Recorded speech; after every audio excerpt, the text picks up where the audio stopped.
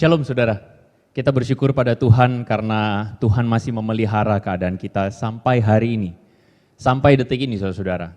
Dan kita rindukan supaya hari ini Tuhan boleh menolong kita di dalam merenungkan firman Tuhan. Mari sama-sama saya mengajak setiap kita untuk kita tundukkan kepala, kita mohon pimpinan dari Allah Roh Kudus. Mari kita berdoa. Kembali kami datang Tuhan di hadapan-Mu, dan kami merindukan agar Engkau berbicara kepada setiap kami.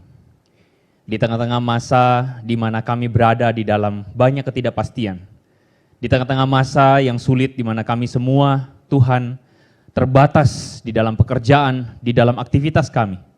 Tetapi Tuhan, biarlah di masa inilah kami membuka telinga kami lebih banyak kepada firman Tuhan. Membuka telinga kami lebih banyak kepada Engkau, agar bukan kami mendengar tentang kekhawatiran kami, tetapi kami mendengar firman-Mu saja. Berbicaralah, dan tolonglah kami dimanapun kami berada, agar firman-Mu ini mengubahkan kami. Di dalam nama Tuhan Yesus kami berdoa. Sama-sama katakan, amin. Amin.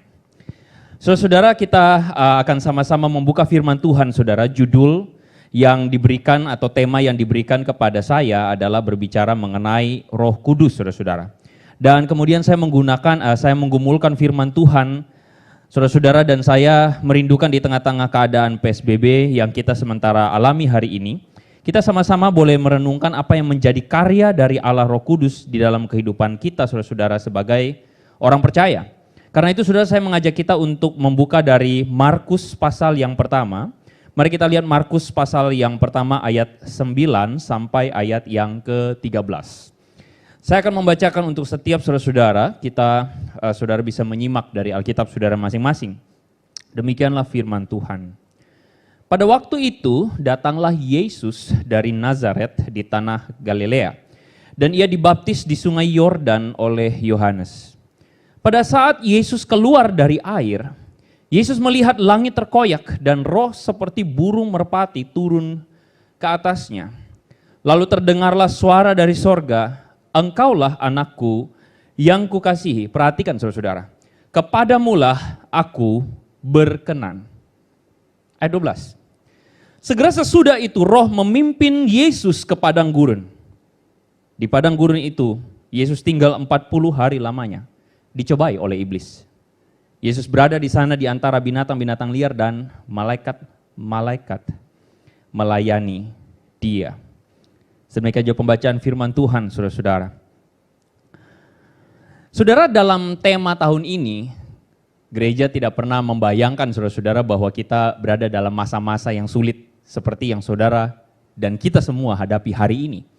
Tetapi tema kita berbicara tentang knowing God. Tema kita berbicara tentang mengenal Allah. Dan memang sejak awal tahun kita berbicara tentang bagaimana proses mengenal Allah di dalam kehidupan kita, itulah yang menjadi dasar di mana kita bisa menjalani kehidupan. Dan salah satunya adalah ketika kita mengenal Allah di dalam masa-masa yang sulit, saudara-saudara. Dan tanpa diduga, ternyata kita sementara berada di dalam real test, saudara-saudara. Hari ini kita bergumul dengan segala kesulitan-kesulitan yang lagi kita hadapi. Saudara, sudah sekian bulan kita lumpuh bersama-sama, saudara-saudara. Dan ketika saya merenungkan bagian firman Tuhan ini, saudara, saya berpikir, Tuhan, kira-kira apa yang akan saya sampaikan? Apalagi berbicara tentang Roh Kudus. Saudara, saya menemukan bahwa sebenarnya karya Roh Kudus, saudara, ketika kita mengenal Tuhan, maka kita diajak untuk mengenal karya Roh Kudus yang menuntun kita bahkan di dalam masa-masa yang sulit. Saudara, saya kira kita semua bisa relate keadaan ini. Sulit, semua orang sulit. Dan bagian firman Tuhan yang barusan kita baca, saudara-saudara, seperti yang tadi saya angkat di dalam Markus pasal 1, saudara, berbicara tentang Yesus yang kemudian dibaptis, lalu kemudian dibawa di padang gurun. Mungkin sebagian dari kita ketika membaca bagian ini, saudara, langsung kita mencoba merasa, iya ya, saat ini kita sedang ada di padang gurun. Iya, saudara. Hampir semuanya berada di dalam masa-masa yang seperti itu. Tapi sebentar, saudara, ketika memulai firman Tuhan ini, saya pikir sebagian dari antara kita tegang banget, saudara-saudara ya. Mari kita mulai dengan yang santai saja, saudara ya. Ketika saya mempersiapkan firman Tuhan ini, saya teringat tentang ini, saudara-saudara. Saudara, saya pikir sebagian dari saudara pasti mengenal, bahkan mungkin tahu karena ini adalah film kartun, boleh dikata ini adalah film kartun zaman dulu ya. Tetapi masih keren sampai sekarang. Dan saya waktu kecil, saya ingat sekali bahwa saya lebih memilih untuk nonton Doraemon daripada pergi ke sekolah minggu, saudara-saudara, karena lebih menarik. Saya harap saudara bisa tahu ceritanya. Saudara, cerita Doraemon ini dimulai dengan sebuah perkenalan tentang tokoh Doraemon itu sendiri kepada seorang anak kecil yang dianggap lemah, seorang anak kecil yang dianggap tidak bisa apa-apa, tidak berdaya, namanya Nobita. Saya masih ingat, saya baca komiknya, dan Doraemon itu tiba-tiba muncul dari laci kamar meja belajar dari Nobita, dan dia memperkenalkan diri sebagai robot yang diutus dari masa depan. Diutus untuk apa? Diutus untuk menolong Nobita di dalam menjalani hari-harinya. Kalau saudara nonton film ini, saudara tahu Nobita ini orangnya lemah, bodoh, tidak bisa apa-apa, dan biasanya jadi bulan-bulanan sama orang gitu ya saudara-saudara. Nah, karena Nobita ini hidupnya sangat apes, sangat tidak bisa apa-apa, datanglah Doraemon yang kemudian menolong Nobita melewati hari-harinya. Dengan segala macam alat dari masa depan, dari kantong ajaib, Nobita hidupnya dipermudah. Dan akhirnya saudara-saudara, cerita ini menjadi seputar-putar kehidupan Nobita yang dituntun atau dibimbing oleh Doraemon, saudara-saudara. Mungkin pemikiran inilah atau cerita inilah yang saya angkat, saudara-saudara, menjadi sebuah pemahaman kita tentang peran dari seorang penuntun. Kita tahu sama-sama bahwa Roh Kudus, saya pikir setiap kita memahami dan mengerti Roh Kudus itu adalah penuntun hidup kita. Dalam bahasa Yunani, parakletos, penolong, penghibur, penuntun. Saya kira kita semua familiar dengan istilah ini. Tetapi saudara, saya khawatir bahwa kata atau arti makna dari peran Roh Kudus yang menuntun kita, saya khawatir bahwa kita seringkali mengidentikan arti dari penuntun ini seperti kita memiliki satu kehidupan yang kemudian seringkali diberitakan di mimbar-mimbar bahwa orang yang dituntun Roh Kudus hidupnya akan berkemenangan. Bukankah berita-berita atau ide-ide seperti ini yang seringkali kita dengar? Seperti Doraemon tadi, saudara. Nobita yang tadinya apes, jadi beruntung. Nobita yang tadinya tidak bisa apa-apa, jadi memungkinkan untuk melakukan segalanya. Saya khawatir ketika Roh Kudus kita sebut sebagai penuntun, maka kita mengidentikannya dengan hidup yang melimpah. Saya khawatir karena sebagian, mungkin beberapa gereja tertentu, saudara, mengidentikan karya Roh Kudus yang kemudian memampukan orang percaya untuk hidup bahagia. Memungkinkan orang percaya untuk mengalami kehidupan yang penuh dengan kedamaian. Saudara, saya khawatir kita melihat karya Roh Kudus dengan pemandangan atau cara pandang yang sempit, saudara-saudara. Saudara, sekali lagi saya tidak menyangkal bahwa kehadiran Tuhan dalam hidup kita mengalami kehidupan yang berkemenangan, kehidupan yang penuh dengan damai sejahtera, tetapi definisi kita tentang hidup yang berkemenangan, saya khawatir selalu kita relasikan dengan keadaan yang melimpah. Definisi kita tentang kehidupan yang penuh damai sejahtera, saya khawatir kita selalu relasikan dengan keadaan selalu bahagia. Dan pada faktanya adalah hari ini, saudara, sama-sama kita mengalami kehidupan yang jauh dari kata mungkin bahagia, jauh dari kata melimpah, jauh dari kata berkemenangan. Dan saya khawatir sebagian dari kita akhirnya tidak bisa merelasikan bagaimana kehadiran Roh Kudus dalam hidup kita dengan keadaan yang sementara sulit hari ini. Oleh karena itu saudara-saudara, saya ingin mengajak kita untuk mari kita naik level lagi, saudara-saudara. Jangan sampai kita menjadi orang Kristen yang selama ini pemikiran kita salah. Saudara, kenapa kita kecewa? Karena asumsi kita salah. Seringkali kita kecewa karena kita punya pengharapan yang salah. Dan firman Tuhan hari ini, saudara, saya ingin mengajak kita untuk melihat situasi yang sulit ini dari perspektif karya Roh Kudus. Dan saya ingin katakan bahwa Roh Kudus justru hadir semakin nyata, saudara-saudara, di dalam kehidupan kita hari ini yang ada di dalam pergumulan. Saudara, kalau kita baca bagaimana deskripsi dari Alkitab tentang Roh Kudus, dari awal kejadian, Roh Kudus itu sudah disebutkan, saudara-saudara. Firman Tuhan mengatakan pada mulanya Allah menjadikan langit dan bumi. Bumi belum berbentuk dan Roh Allah melayang-layang, saudara-saudara. So, perhatikan kata Roh Allah itu menggunakan kata Ruach Elohim, saudara-saudara. Kata Ruach Elohim ini dalam bahasa atau dalam arti literalnya, saudara-saudara, bisa diartikan sebagai sebuah wind, angin, saudara-saudara. Sebuah nafas, roh. Kadang kita mengidentikan roh itu kayak yang klinik-klinik ya, kayak setan begitu ya, kayak kuasa roh halus. No, saudara. Jangan identikan dengan cara itu.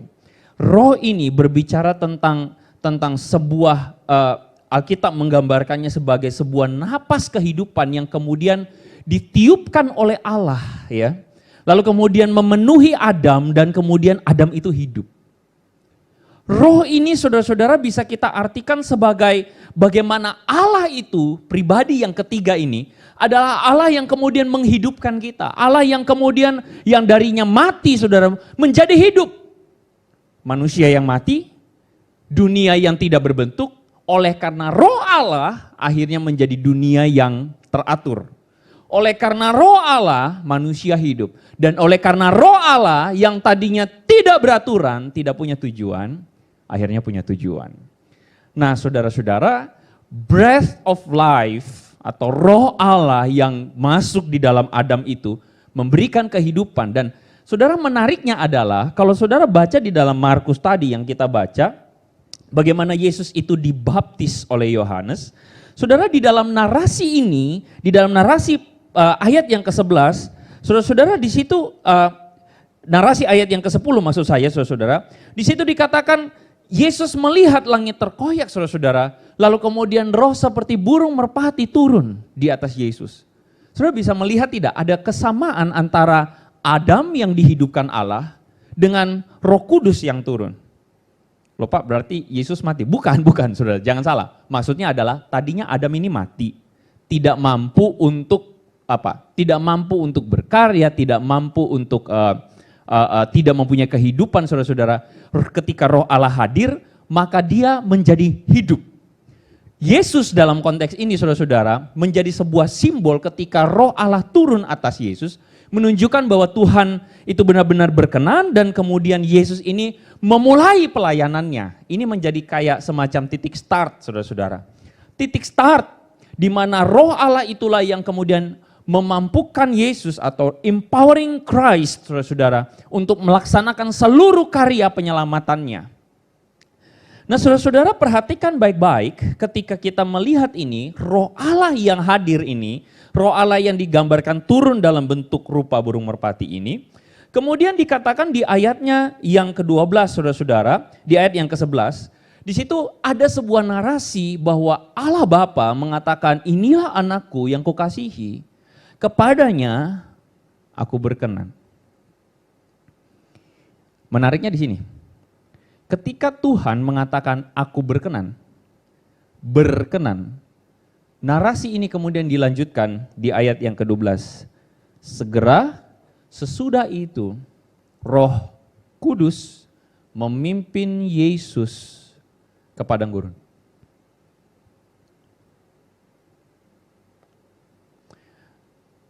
Berapa banyak dari antara kita yang berpikir ketika hidup kita diperkenan Tuhan, maka hidup kita akan diarahkan ke padang yang berumput hijau.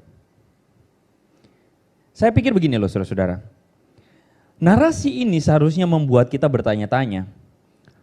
Ketika roh Allah turun, lalu kemudian ada perkataan kepadanya aku berkenan, maka pemikiran kita yang normal seperti yang dunia pikirkan adalah seharusnya roh memimpin Yesus ke padang yang berumput hijau. Dan narasi ini seharusnya seperti ini. Maka kemudian Yesus sukses. Maka kemudian Yesus hidupnya melimpah. Maka kemudian dikatakan apa yang dilakukan Yesus semuanya berhasil. Oh, begini saudara-saudara. Betul bahwa di dalam pelayanan Yesus ada mujizat yang menyertai dia. Apa yang dia katakan terjadi. apa yang dia klaim benar adanya karena memang dia Tuhan, saudara-saudara, itu clearly. Tetapi seringkali kita hanya memandang dari satu sudut pandang yang sempit.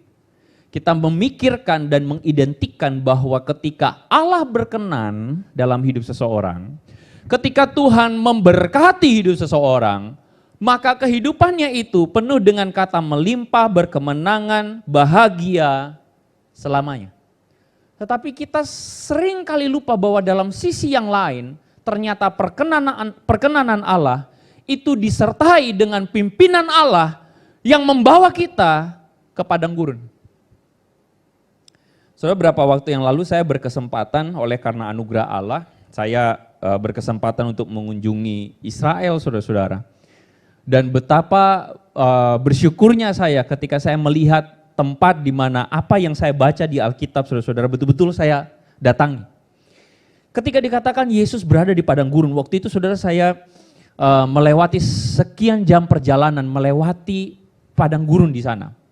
Di Israel itu saudara-saudara 60% di antara teritori Israel itu isinya padang gurun. Padang gurun Negev namanya. Dan saudara, apa yang menarik di padang gurun? Enggak ada, saudara-saudara. Yang menarik adalah pohon-pohon pohon-pohon berduri, saudara-saudara, tumbuhan berduri yang seringkali orang foto-foto, saudara-saudara, karena itu dipakai untuk menjadi mahkota duri Yesus. Tidak ada yang menarik di sana. Yang ada hanyalah tanah tandus, cuman goa-goa, saudara-saudara. Yang ada adalah tanah yang kering, dan itu jauh dari kata sukacita. Tidak ada orang bersukacita di sana kecuali orang cuma mau foto-foto, saudara-saudara. Sudah, dan foto-fotonya pun gak bakal tahan lama. Kenapa? Panas, saudara. Pengen cepat-cepat pergi. Kata padang gurun, ini adalah sebuah tempat yang tidak enak. Dan pada faktanya adalah ketika roh Allah turun, justru roh Allah itu memimpin Yesus ke padang gurun. Saudara-saudara, mungkin sebagian dari saudara lalu kemudian bertanya-tanya, loh Pak, kalau roh Allah memimpin Yesus untuk dicobai, bukankah Yesus berdoa? Doanya apa? Bapa kami yang di sorga, dikuduskanlah namamu dan sebagainya. Terus kemudian apa? Dan janganlah membawa kami ke dalam pencobaan. Betul nggak? Loh, Yesus sendiri berdoa supaya jangan membawa kami ke dalam pencobaan. Mengapa Roh Kudus justru membawa Yesus ke dalam pencobaan? Nah, sebentar saudara-saudara, saya ingin mengajak saudara untuk melihat dengan lebih baik. Maksudnya apa? Betul, firman Tuhan ini, doa yang Yesus ajarkan kepada kita adalah jangan membawa kami ke dalam pencobaan, tapi lepaskanlah kami dari yang jahat. Ini betul saudara, ini tidak salah. Tetapi saudara-saudara, maksud perkataan Yesus ketika Yesus mengajarkan doa Bapa kami ini bukan bermaksud dan bukan ingin mengatakan kepada kita bahwa Tuhan pasti tidak memimpin kita seperti apa yang ada dalam narasi ini ke padang gurun. Bukan saudara-saudara. Tetapi kalau saudara baca bagian ini, saudara mengerti konteksnya, doa Bapa kami ini selalu berhubungan dengan sikap kita sebagai orang percaya. Begini maksud saya. Bapa kami yang di sorga, dikuduskanlah namamu. Saudara, ini bukan hanya sekadar sebuah pengakuan atau pujian kepada Tuhan, tetapi ini mengandung makna bahwa ada tanggung jawab kita untuk menguduskan Tuhan atau untuk betul-betul hidup kudus di hadapan Tuhan. Datanglah kerajaanmu, jadilah kehendakmu di bumi seperti di sorga. Saudara, ini bukan hanya sekadar permintaan, tetapi ini adalah sebuah doa yang mengandung kewajiban kita untuk di bumi ini menghadirkan kerajaan Allah. Kalau saudara baca setiap kata-kata doa Bapa kami, itu selalu berhubungan dengan sikap hati kita. Oke? Berikanlah kami pada hari ini makanan kami yang secukupnya. Doanya adalah secukupnya. Berarti hati kita harus punya hati yang berharap cukup. Betul? Doa Yesus bukan mengajarkan berikanlah kami pada hari ini makanan all you can eat. Tapi makanan yang secukupnya. Jadi ini selalu ada hubungannya, doa Yesus itu bukan cuma minta, tetapi sikap hati. Nah ini saudara-saudara, menariknya di sini. Janganlah membawa kami ke dalam pencobaan. Kalau saudara baca sebenarnya maksudnya adalah bukan Tuhan yang bawa kita masuk pencobaan. Bukan saudara-saudara, bukan itu. Tetapi maksudnya adalah, mungkin terjemahan The Message ini membantu kita. Keep us safe from ourselves. Wow. Saudara, di sini dikatakan, jagalah kami dari diri kami sendiri. Nah, ini sinkron saudara. Sinkron dengan apa? Sinkron dengan Yakobus pasal 1 ayat 13. Firman Tuhan mengatakan janganlah seorang menyangka bahwa pencobaan itu datang dari Tuhan. Karena memang Tuhan tidak mencobai seseorang. Loh, maksudnya apa? Pencobaan itu datang dari keinginan hati kita. Jadi, seringkali saudara-saudara kita suka menyalahkan Tuhan. Kadang-kadang kitalah yang cari masalah. Kadang-kadang karena keserakahan kita terjerat dengan berbagai-bagai masalah. Karena kita rakus, karena kita pengen dapat lebih banyak, akhirnya buntung. Saudara, kalau sudah buntung, jangan salahkan Tuhan. Yang salah itu adalah keinginan kita. Keputusan kitalah yang mengikuti keinginan kita. Coba saudara lihat berbagai macam masalah yang saudara lagi hadapi dalam hidup ini. Saya berani berkata bahwa sebagian besar, bahkan hampir seluruhnya, masalah itu dimulai dari keinginan. Masalah itu dimulai dari hasrat kita. Kenapa? Karena kita orang berdosa. Makanya saudara-saudara, doa Bapa kami ini lebih tepat dikatakan jauhkanlah kami atau jagalah kami dari diri kami sendiri, keinginan kami sendiri, dan dari iblis. Nah, tetapi saudara-saudara, kadang memang Tuhan itu memang menuntun kita, sekali lagi, Tuhan menuntun kita untuk berada di padang gurun. Bukan Tuhan itu iseng kurang kerjaan mau mencobai kita, bukan. Tetapi memang Tuhan sengaja menuntun kita dan jalannya itu memang harus melalui padang gurun. Jalannya itu harus melalui keadaan yang tidak enak. Saudara, lalu kita protes, loh kan Tuhan baik. Kenapa Tuhan yang baik malah menuntun kita ke padang gurun? Nah, benar saudara, Tuhan baik. Karena Tuhan baik, maka Tuhan menuntun kita ke padang gurun. Loh kok bisa begitu Pak? Bisa. Begini saudara-saudara, belakangan ini saya memikirkan tentang perkataan ini. Kita itu sebenarnya manusia, tidak tahu apa yang baik. Apa yang sebenarnya baik buat kita, setuju nggak? Kita itu manusia seperti anak kecil yang seringkali mendefinisikan baik menurut kita, tapi sebenarnya itu tidak baik. Anak kecil maunya apa saudara-saudara? Maunya makan permen. Saudara, saya ingat waktu kecil, mama saya sering marah-marah, kenapa? Jangan makan permen melulu gitu. Jangan suka makan yang manis-manis, nanti giginya rusak. Katanya begitu saudara-saudara. Tetapi sebagai anak kecil, kita lebih suka yang manis, permen, karena kita pikir ini baik buat kita. Sementara di lain sisi, orang tua selalu bilang sama kita, makan sayuran. Tapi sebagai anak kecil, saya kira sebagian besar anak kecil tidak suka makan sayuran. Nah, kira-kira seperti itulah kita di hadapan Tuhan. Bapa di sorga punya standar kebaikan sendiri buat kita. Nah, masalahnya adalah kita ini manusia mendefinisikan apa yang baik buat kita. Benar gak? Kita berpikir bahwa yang baik itu selalu kehidupan yang penuh dengan segala kelimpahan. Kita berpikir kita akan mendapatkan damai sejahtera kalau misalnya kita mendapatkan lebih banyak. Kita berpikir kita akan mendapatkan kebahagiaan kalau kita mendapatkan posisi yang tinggi. Kita berpikir kita akan mendapatkan kebahagiaan kalau misalnya ada banyak hal yang menjadi hiburan itu bisa kita dapatkan. Intinya kita berpikir baik itu segala sesuatu yang menyenangkan kita. Masalahnya adalah Tuhan itu adalah Bapa kita, dan karena Dia mengasihi kita, Dia lebih tertarik untuk mendisiplin kita, membentuk kita, bukan untuk hanya sekadar menyenangkan hati kita. Saudara, saya pikir orang tua yang tidak mampu untuk mendisiplinkan anak adalah orang tua yang mengalami disfungsi. Karena saya pikir saudara tentu sebagai orang tua, saudara pernah mengalami yang namanya capek kalau saudara menuruti keinginan anak saudara terus. Betul? Karena keinginan anak kita tidak akan ada habisnya, betul nggak saudara-saudara? Kalau anak kita hanya kepengen makan yang enak-enak saja, gorengan saja misalnya.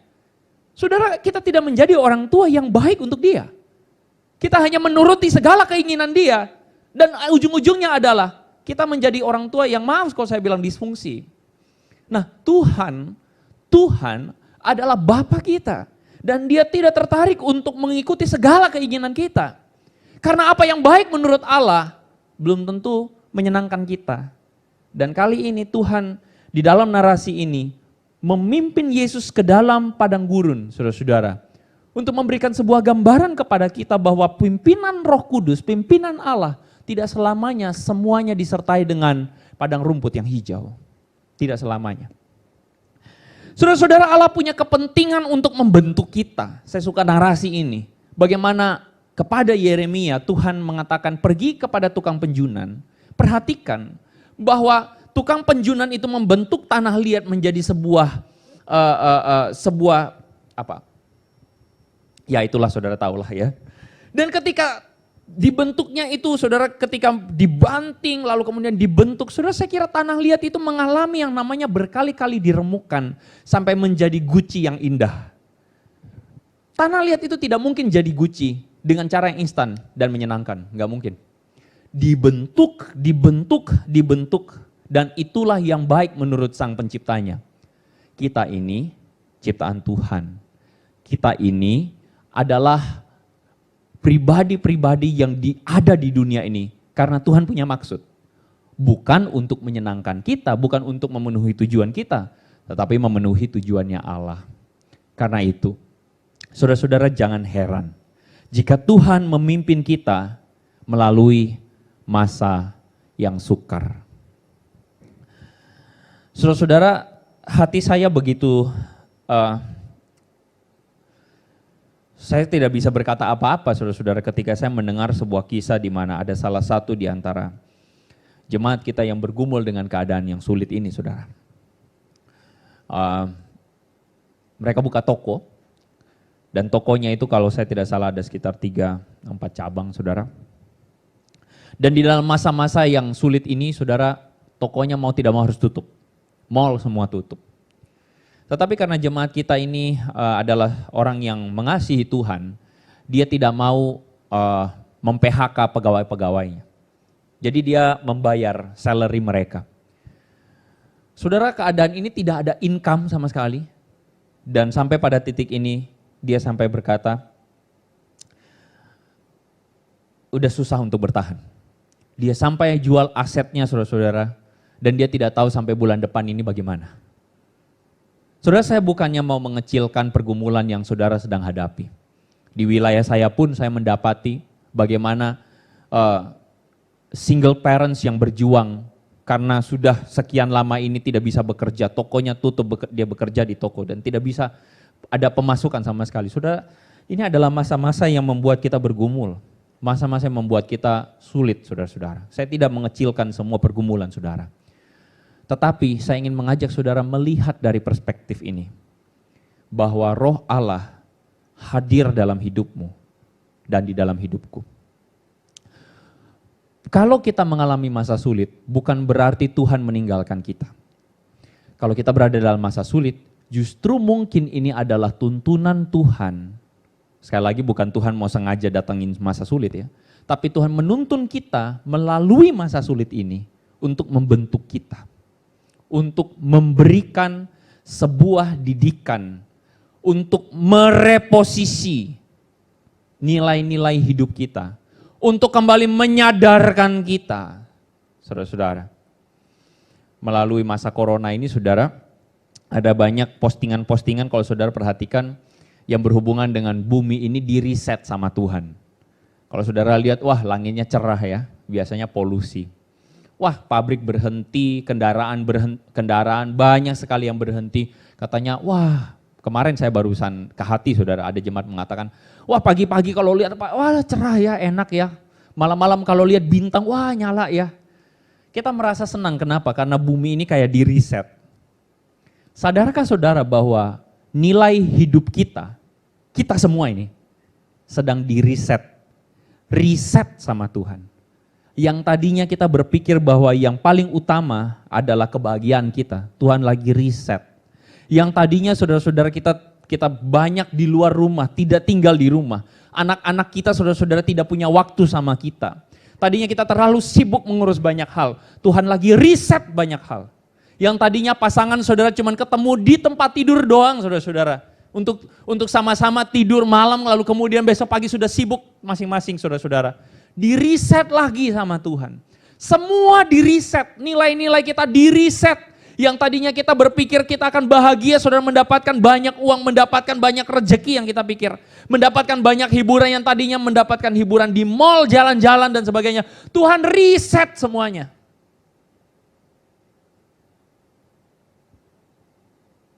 Engkau dan saya sementara mengalami tuntunan Roh Kudus di sini. Bukankah itu yang dikatakan oleh Ayub? Ayub mengatakan karena dia tahu, Tuhan tahu jalan hidupku. Tuhan tahu dari awal sampai akhir. Kisah Ayub itu enak, saudara, karena kita tahu endingnya Ayub itu bahagia. Tetapi jadi Ayub itu nggak gampang, saudara. Jadi Ayub yang menghadapi pergumulan itu tidak gampang. Tapi Ayub tahu satu, Tuhan tahu jalan hidupku. Amin. Saudara katakan sama-sama dengan saya, Tuhan tahu jalan hidupku. Ya, Tuhan tahu jalan hidup kita. Dan dia tidak meninggalkan kita. Ayub bilang begini, seandainya Tuhan menguji aku akan timbul seperti emas. Maksudnya Ayub ingin mengatakan, meskipun ke dalam keadaan ini Tuhan sementara membentuk aku, menguji aku, maka aku akan menjadi lebih baik seperti emas. Tuhan lagi membentuk hidup kita, Roh Kudus lagi menuntun kita. Meskipun masanya sulit, tapi Tuhan menuntun kita dan membentuk kita menjadi emas, saudara-saudara. Sehingga saya ingin katakan, Roh Kudus memampukan kita untuk menjalani masa yang sukar ini. Roh Kudus sebenarnya hadir dalam hidupmu dan hidupku. Dan saat ini seharusnya kita merasakan kehadirannya dengan lebih hebat. Karena dia menuntun kita di masa-masa yang sukar.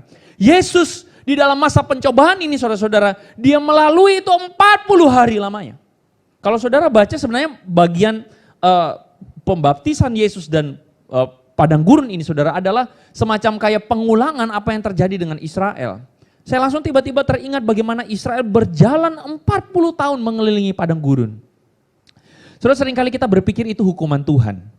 Di satu sisi saya katakan iya, tapi di sisi yang lain sebenarnya Tuhan itu membentuk Israel di sana. Saudara-saudara, seringkali kita berpikir mana yang menjadi berkat buat orang Israel. Saudara, ini adalah dua gambar yang berbeda. Yang satu di padang gurun, yang satu di tanah hasil dari tanah perjanjian, saudara-saudara. Tanah yang berlimpah susu dan madu. Seringkali pemikiran kita adalah berkat itu kalau misalnya berlimpah susu dan madu. Tapi menurut saya berkat Tuhan sebenarnya di sini, di padang gurun. Kenapa? Karena Tuhan membentuk Israel menjadi bangsa yang takut akan Tuhan. Apa jadinya kalau bangsa Israel instan langsung masuk tanah perjanjian, langsung kaya? Lebih celaka lagi, saudara. Yang dibentuk Tuhan saja masih berantakan, apalagi yang tidak dibentuk Tuhan, habis, saudara-saudara. Amin. Saya percaya Tuhan mempercayakan sesuatu yang baik kepada kita, tetapi Tuhan bukan cuma kasih. Tuhan itu karena sayang sama kita, dia membentuk kita. Sehingga berkat yang sesungguhnya adalah di padang gurun ini. Kalau saudara baca dalam Ulangan pasal 8, di situ dikatakan, pakaianmu itu tidak koyak, kakimu tidak bengkak, Tuhan kasih makan, cukup dengan mana, cukup tidak lebih tidak kurang. Disitulah Tuhan sementara memberkati Israel, karena membentuk Israel untuk bersandar penuh kepada Tuhan. Dan menurut saya, itulah berkat yang sesungguhnya. Karena itu saya berharap saudara, bisakah kita melihat apa yang sementara kita hadapi hari ini sebagai berkat Tuhan, sebagai tuntunan Tuhan, yang bukan seperti berkat dalam pikiran dunia pada kebanyakan. Berkat Tuhan adalah ketika Tuhan menuntun kita untuk belajar percaya kepada Dia, untuk belajar mengenal Dia di dalam segala situasi, dan untuk mengalami Tuhan di masa-masa yang sulit. Saya rindu, saudara-saudara, setelah masa PSBB ini, Corona ini, mungkin ada sesuatu yang lain yang menanti kita. Tapi saya rindu, saya akan mendengar kesaksian dari mulut saudara-saudara, bagaimana saudara mengalami Tuhan, mengalami karya Tuhan di dalam masa-masa yang sulit. Dan saya percaya semua pengalaman saudara bersama Tuhan adalah modal yang indah yang Tuhan berikan buat saudara untuk saudara beritakan kepada orang lain. Untuk saudara tunjukkan kepada anak-anak saudara bagaimana Tuhan membentuk saudara menjadi pribadi yang diperkenan oleh Tuhan. Mari kita tundukkan kepala, mari kita berdoa.